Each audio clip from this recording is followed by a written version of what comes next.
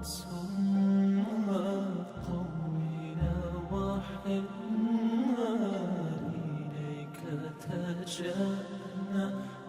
Islam, always we are asked to do good to others, to think of them.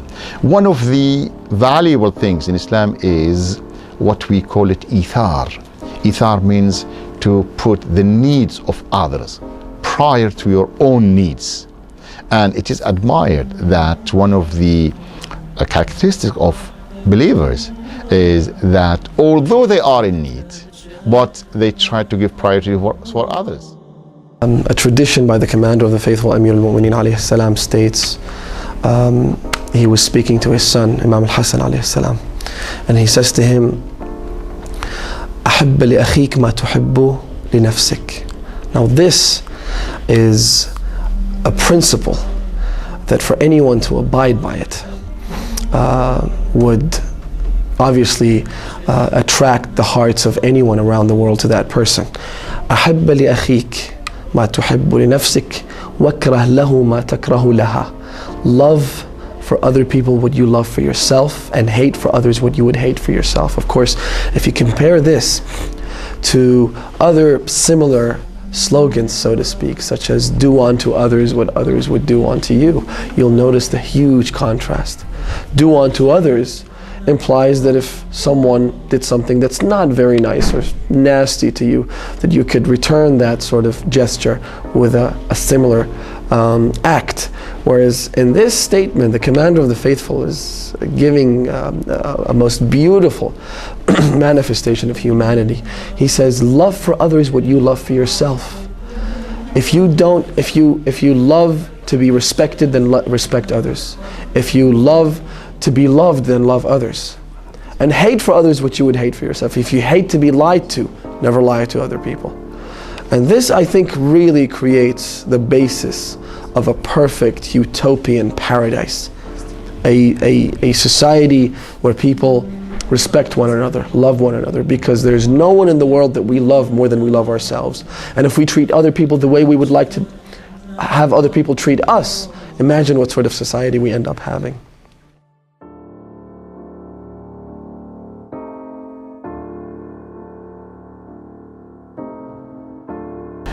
Donating blood to help others who need this blood is very, very important, and it's good.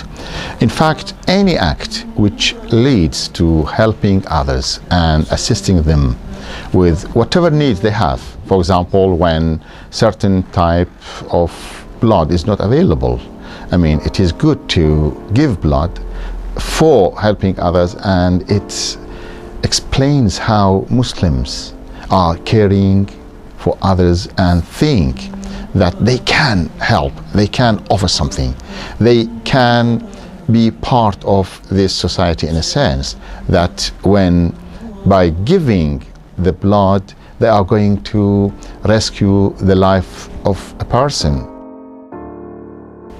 Now, with regards to giving blood, it's just like giving anything else, except in this case you're giving life.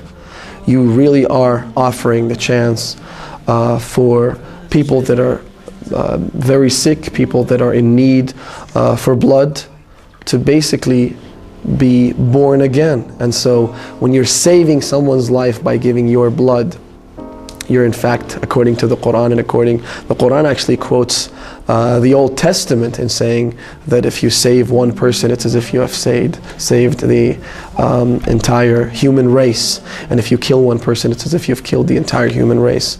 And think of it as not just loving for others what you would love for yourself. If you were in that situation and you were in need of blood, of course you would love to have people extend a helping hand and to help you.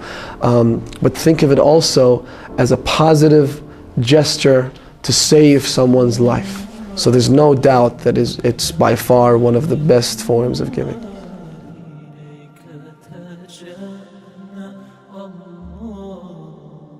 When you donate the blood, when you give the blood, you give it to the hospitals. There are special centers, for example, who keep that and use it for anyone who needs it. All are brothers and sisters in faith, and not necessarily to be Muslims. I mean, even those who are, other citizens who live with you in the same country, there is nothing wrong against that. Yeah.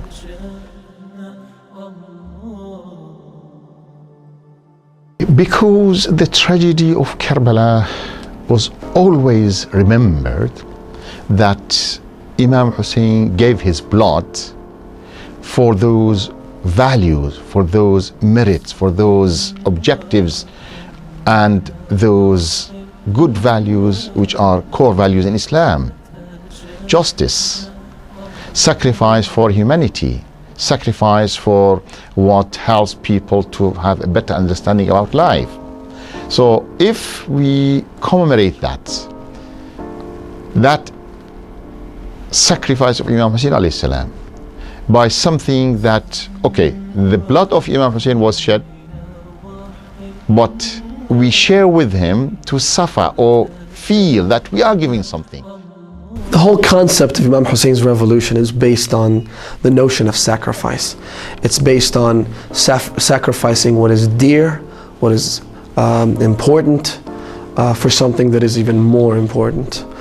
In one narration, Imam As-Sadiq salawatullahi wasalamu alayhi speaks about his grandfather's great sacrifice, and he says, وَبَذَلَ مُهْجَتَهُ فِيكَ لِيَسْتَنْقِذَ عِبَادَكَ مِنَ الضَّلَالَ وَحَيْرَةَ الْغِوَايَةِ. He says that he gave the blood of his heart. The Imam makes a direct reference to the blood of the Imam's heart. He says he gave the blood of his heart for you. In other words, for Allah subhanahu wa ta'ala. Why? In order to save people.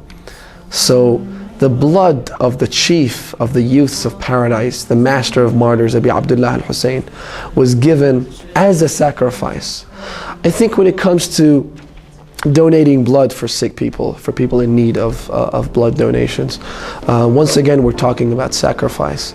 Except in this case, we're not losing our life in exchange for someone else's. We remain healthy. In most cases, there are no adverse effects on the person donating blood, and yet you end up saving someone else's life.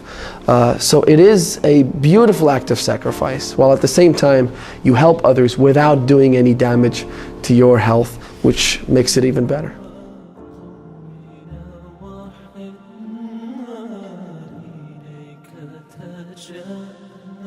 Allah